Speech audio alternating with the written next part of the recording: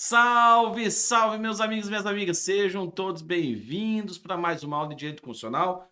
Professor Cristiano Mion na área. Vamos continuar nossos estudos aqui dentro do Direito Constitucional. E nessa parte, especificamente, nós vamos adentrar num assunto que se chama Ministro de Estado.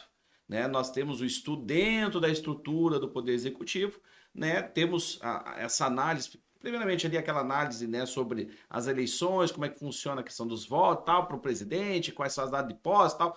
Depois vem, claro, na sequência, as atribuições do presidente. Na sequência, vem a questão da responsabilidade do presidente, seja no âmbito criminal ou até mesmo no âmbito na responsabilidade administrativa, ou seja, o crime de responsabilidade, que a gente chama melhor, não administrativa, mas crime de responsabilidade.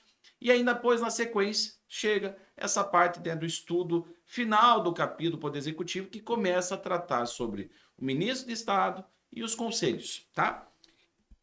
E nessa parte aqui, gente, o que eu quero chamar a atenção? Um ponto auge aqui, que isso eu já destaquei anteriormente e vou voltar a mencionar agora, é o seguinte: ministro de Estado. O que eu quero que vocês entendam sobre o ministro de Estado para a prova? Uma coisa que sempre cai, é pegadinha, e as pessoas, sinceramente, não se dão conta, muitas vezes, na hora da prova, é que quem administra faz, o papel principal dentro da administração pública, no executivo, é o presidente da República. Ele administra. O ministro, ele meramente, ele é o quê? Ele é nomeado para auxiliar. Se eu pudesse fazer um paralelo aqui, vamos imaginar uma empresa. Nós temos o CEO dessa empresa e aí nós temos os gerentes. É óbvio que uma empresa, para ter uma estrutura, para funcionar bem, ela tem que ter os vários cargos preenchidos para que a administração funcione bem dentro daquela empresa. Então, o que acontece? Tem o CEO, que é o responsável, que dita as regras, diz como tudo vai funcionar, e o gerente simplesmente vai lá e aplica aquilo que foi solicitado. E não é diferente isso na administração pública. Ponha na sua cabeça. Nós estamos diante de uma administração que, para ter efetividade, para que alcance eficiência, tem que ter exatamente essa organização. Então, o presidente da República, ele administra. Qual é a função típica do Poder Executivo? Administrar. Qual é a função dos ministros? Veja que eles vão auxiliar o presidente.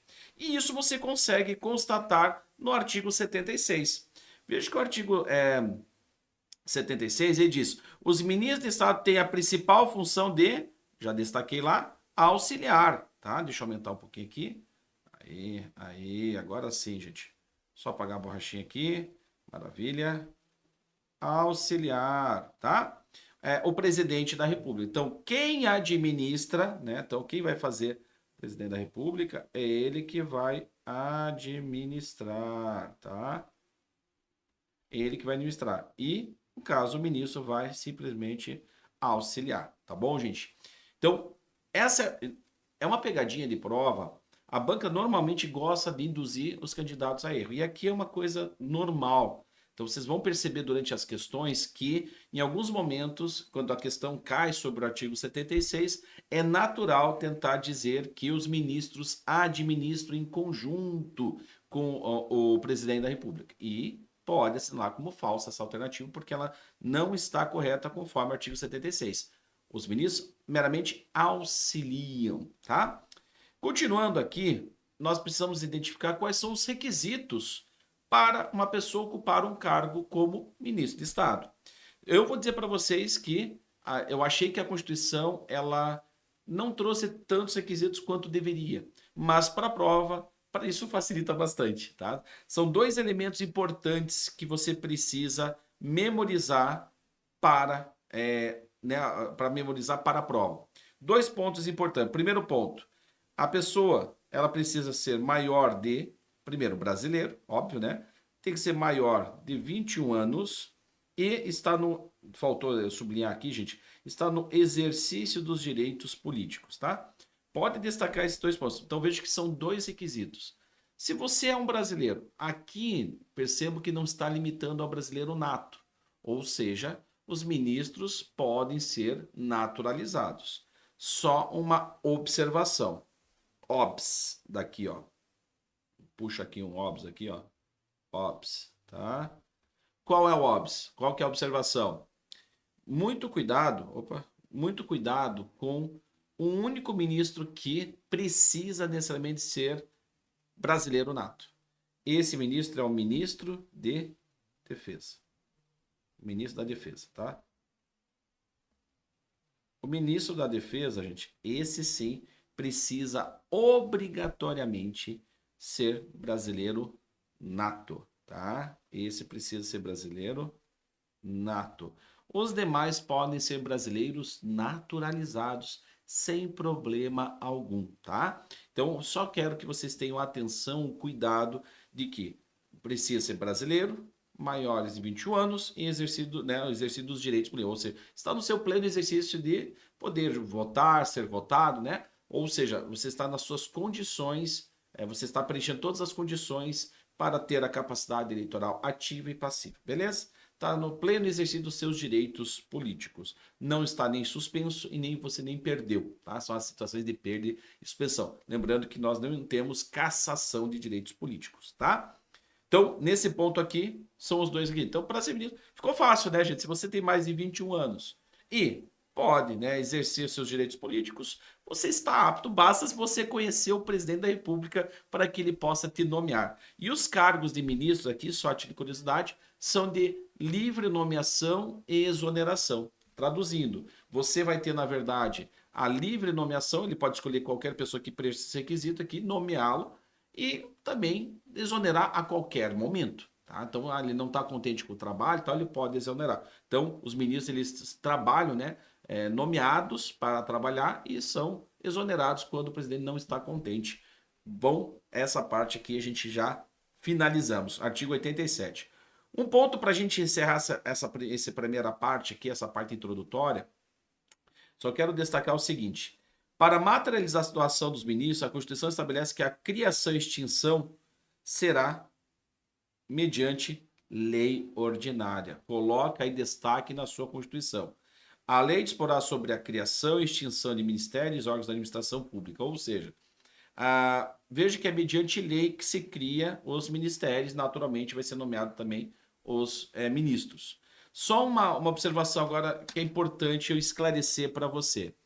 A gente precisa entender o que acontece na prática e o que é cobrado em prova. E eu quero que você tome cuidado para a prova. Para a prova, eu quero que você guarde exatamente isso. E isso é importante. É mediante o quê? Lei ordinária, beleza? Não é lei complementar, não é lei delegada. A lei que vai, de alguma forma, instituir, criar ou extinguir é a lei ordinária. Só que tem um detalhe. Cuidado que quando a gente, às vezes, acompanha o dia a dia no jornal e tal, isso pode induzir você a erro na hora da prova. Por quê? Os presidentes, de uma forma geral, eles têm o costume de utilizar para a criação e extinção de ministérios, eles utilizam a via da medida provisória. Por que eu estou falando isso? Porque todo início de mandato, ele se utiliza de medida provisória, vai para o Congresso aprova essa medida provisória. Só que tem um detalhe, a medida provisória não é o caminho mais adequado, não é tecnicamente a melhor norma, a forma de você fazer isso. Por isso que o texto constitucional se utiliza, né, dizendo, olha, precisa ser mediante lei ordinária. Então, para essa situação, para você memorizar, não esqueça, criação e extinção de ministérios, né, precisa ser mediante lei ordinária, tá? Precisa necessariamente ser mediante lei ordinária. Então, é a lei ordinária que vai dispor sobre a criação e extinção de ministérios e órgãos da administração pública nos termos do artigo 88. Repetindo, lei ordinária, tá bom? Partimos agora, então, para ver as atribuições aqui do ministro de Estado, tá bom? Aqui, a Constituição relaciona para a gente, lá no artigo 87, ele traz para a gente algumas atribuições. Olha o que ele diz. Essa parte aqui, ó, nós vamos colocar aqui embaixo, tá? Exercer orientação, coordenação e supervisão dos órgãos e entidades. Por algum motivo aqui deslocou o slide, tá? Mas assim, ó, olha o que diz o artigo 87, parágrafo único, tá? Compete ao ministro de Estado, além de outras atribuições estabelecidas nessa Constituição e na lei. Então veja que a Constituição, bem como a lei, pode trazer para a gente atribuições. Então, não é somente a Constituição. Nós não estamos diante de um rol taxativo. Temos, sim, a previsão em Constituição e em lei. Tá? Então, podemos ter uma lei descrevendo outras atribuições que não as que estão previstas aqui da Constituição. Então, lembrando, nós estamos diante de um rol, vou colocar aqui, ó, um rol exemplificativo. Opa, ficou feio, gente, demais. Deixa eu apagar aqui, ó. Rol exemplificativo. Tá? Então vamos lá. Qual que seria o número 1? Tá? O número 1 seria esse. Exercer a orientação, coordenação e supervisão dos órgãos e entidades da administração federal na área de sua competência, tá? Ou seja, aquilo no qual foi, Ministério da Saúde, Ministério da Educação, Ministério da Justiça, Ministério da... Aí vou ter que ver qual que é. Ministério do Trabalho e Emprego. Então tem que ver qual é. Ele vai orientar, coordenar e supervisionar os órgãos, claro, e as entidades de administração federal que estão relacionadas à sua competência. E referendar os atos e decretos assinados pelo presidente da República. Lembrando que é o presidente que dá o direcionamento do que tem que ser feito, tá? Até porque esses cargos aqui, gente, é de livre nomeação e exoneração. O que isso significa dizer? O presidente pode nomear quem ele quiser, desde que preencha esses dois requisitos, que é ter 21 anos e estar no pleno exercício dos direitos políticos. Ele pode colocar lá dentro como ministro e, ao mesmo tempo, ele simplesmente, na hora que ele decidir, ele pode exonerar aquela pessoa colocando outra pessoa no lugar. Simples assim. Então, ele nomeia e exonera quando ele quiser, tá? Não tem nenhum tipo de estabilidade nem nada. É um cargo de livre nomeação e exoneração. Outro ponto, expedir instruções para execução das leis, decretos, regulamentos, tá? Apresentar ao presidente da República, muito cuidado, vem nas pegadinhas de pró, dizendo que o relatório é mensal. Não, é um relatório anual, tá? De sua gestão no ministério, tá? Então, cuidado com o termo anual, que eles falam relatório mensal, semestral, bimestral, tal, é anual. E praticar os atos pertinentes às atribuições que lhe forem otorgados ou delegados pelo presidente da República. Ou seja, se nós sabemos que dentre as atribuições do presidente da República, lá no artigo 84, tem algumas atribuições que podem ser delegadas ao ministro de Estado. Lembrando que são 3 pessoas que podem receber delegação: ministro de Estado, procurador-geral da República e advogado-geral da União.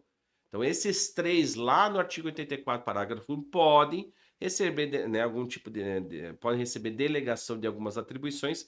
Lembrando que não são todas as atribuições, mas somente as atribuições do inciso 6, 12 e 25, primeira parte do artigo 84, tá? Se você quiser dar uma relembrada, é só entrar nesse artigo, nesta aula, é para você realmente relembrar essa parte. Mas é importante você saber é que o ministro de Estado, né? Ah, professor, mas aqui é só você saber nesse momento desta parte da aula que o ministro de Estado pode receber atribuições do presidente desde que ele venha delegar e esteja dentro do rol de atividades, de atribuições que possam ser delegadas conforme autorizado já pela Constituição Federal.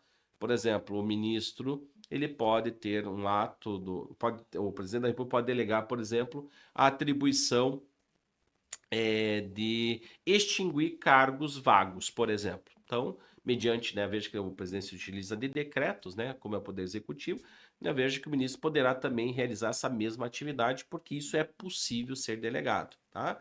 Outro exemplo ali que está só a título de curiosidade, inciso 12, fala sobre conceder indulto e comutar penas, tá? Mesma coisa. E, por último, que é o inciso 25, prover cargos, ou seja, criar cargos públicos na forma da lei. Tá? Então, poderá ser criado cargos. Daqui a pouco, o ministro ele pode ter a competência ali, a atribuição de criar cargos, ele mesmo podendo propor a lei para criar cargos daquilo que o presidente autorizou e delimitou para ele. Tá bom? Então por isso que eu coloco, praticar os atos pertinentes às atribuições que lhe forem otorgadas, ou seja, do cargo no qual ele está assumindo, ou delegados que eu acabei de explicar pelo presidente da República. E aqui, quando for delegadas, destaco aqui a leitura do artigo 84, parágrafo único, bem como também sugiro nesse mesmo artigo aqui o estudo dos incisos. Vou colocar, deixa eu fazer diferente, filho. Aqui, ó. Deixa eu apagar aqui, ó. Vou já colocar os incisos, olha. Artigo 84, incisos 6, 12, 25 e o parágrafo único, tá?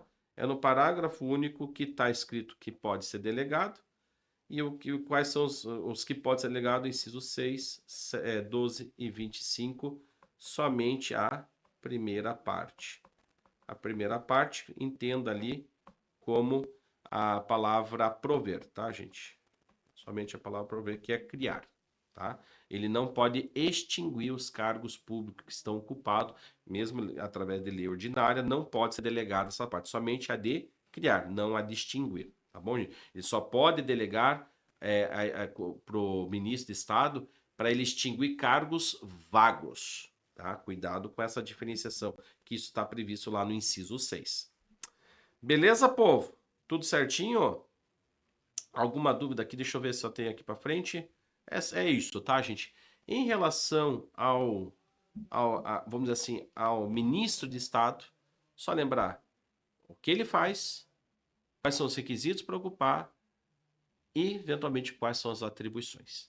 Em suma, é isto. Beleza? Pessoal, agradeço a sua atenção. Vimos que é bem tranquilo o assunto, não tem o que a gente ficar aqui fazendo, né, uma análise de longas e nem nada, que vão ficar naquilo que realmente é cobrado. E qualquer dúvida, sempre estou à disposição, como eu sempre falo, em toda aula. Fique muito à vontade para sanar eventuais dúvidas que forem surgindo aí durante o seu estudo, tá bom? Um grande abraço e até a próxima.